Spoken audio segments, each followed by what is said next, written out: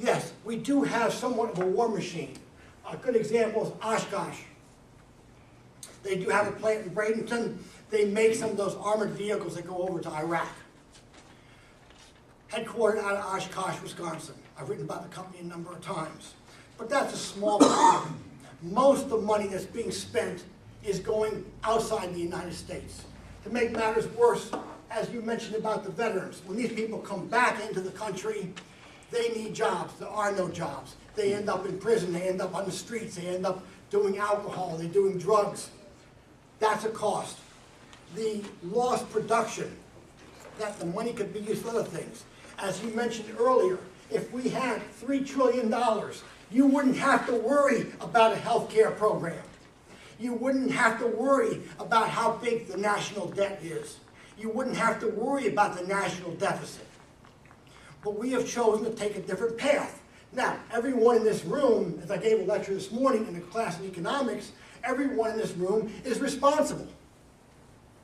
Every one of you. Because you tacitly went along, maybe some of you protested, but basically the bulk of the country got led along like sheep to the slaughter. And nobody said anything. I have written many times and been stepped on many times about why we are getting ourselves into a mess. The Iraq, Pakistan, Afghanistan wars. This is not what we should be putting our efforts into. It's not where we should be putting our money. I've argued for health care. I've argued very strenuously for health care because I am a cancer patient, a recovering cancer patient.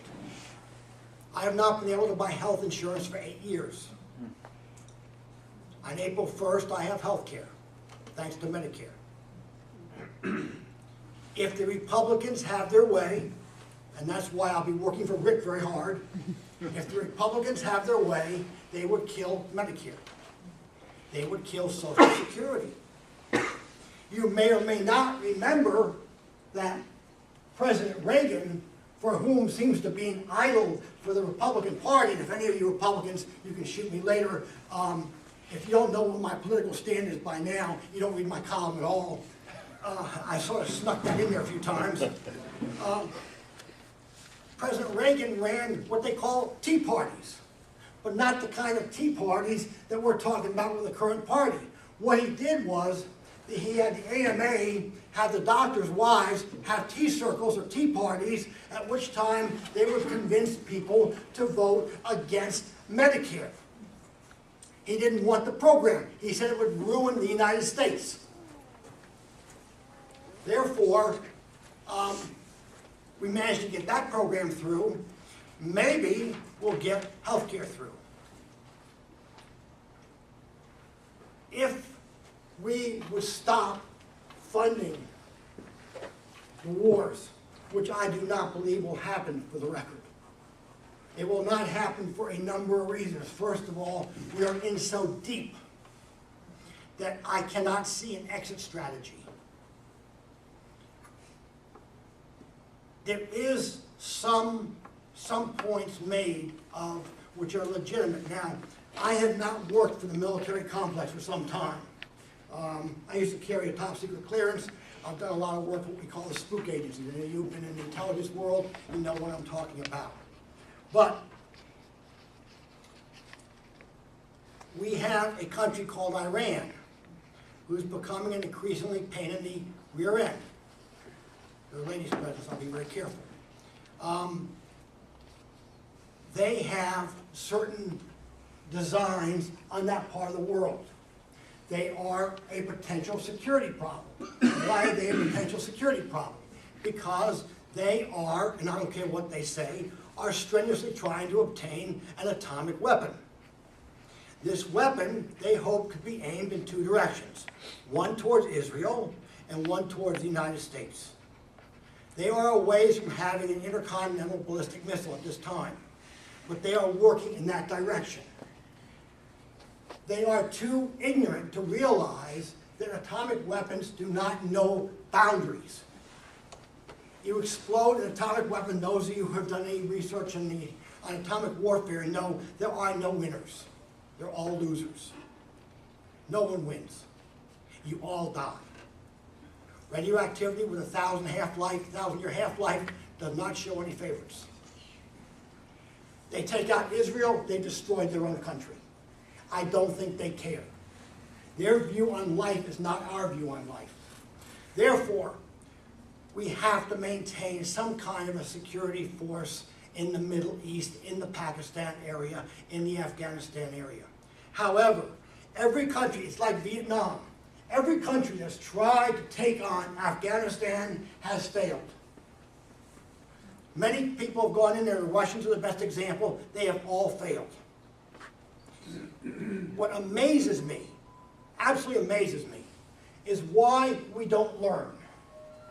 Starting back with the Revolutionary War, the British came at the United States with armored columns, or columns of soldiers marching in exact lines, going forward. And what do? We had people behind trees who just picked them off. You cannot fight guerrilla warfare with a standard army. This is basic army intelligence. We are going after the Taliban. These people absorb themselves into neighborhoods. They use IEDs. They don't care about human life. But you don't, I mean, what are you going to do? You can blanket bomb the entire area, and then that wipes out everybody. But then we have a little problem with civilians. So the cost of the war continues to rise. The only way it will stop is if the public opinion gets large enough to say to Congress, we cannot afford this war. Forget the morality for a minute. If you are wanting to buy a property, a home, or a car, and you go to the bank and you want to borrow the money and you don't have an income, or you do not have sufficient income, you cannot borrow it. You cannot borrow, you just can't do it. As a country, we cannot afford to continue fighting this war. We do not have enough money, in my opinion. Now, I can make a case on the other side, and there are people who will make this case, so let me make you aware of it. You can continue to run a deficit. You will hear people tell you that national debt and the deficit will kill us. No, not true. The national debt, as I told my students this morning, will be here long after everyone in this room is gone. Okay? It's not going to get paid off. It won't be paid off by our children or our grandchildren. It will be there.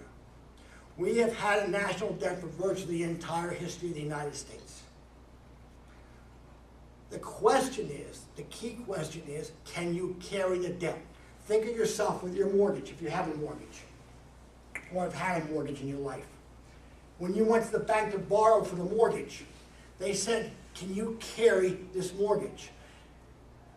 Can you make a payment that's not going to exceed 20% of your take-home pay, or whatever guidelines they used? As long as the answer was yes, you can have the mortgage.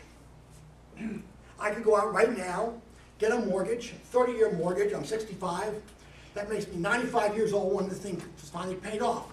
Assume I say I die at 85. What do I care? I've had the house for 30 years. As long as I can make the payments. It is my estimation, and I'm using some numbers from Mr. Paul Krugman, a Nobel Prize winner in Economics 2008. And the calculations are, if the economy continues to grow in accordance with a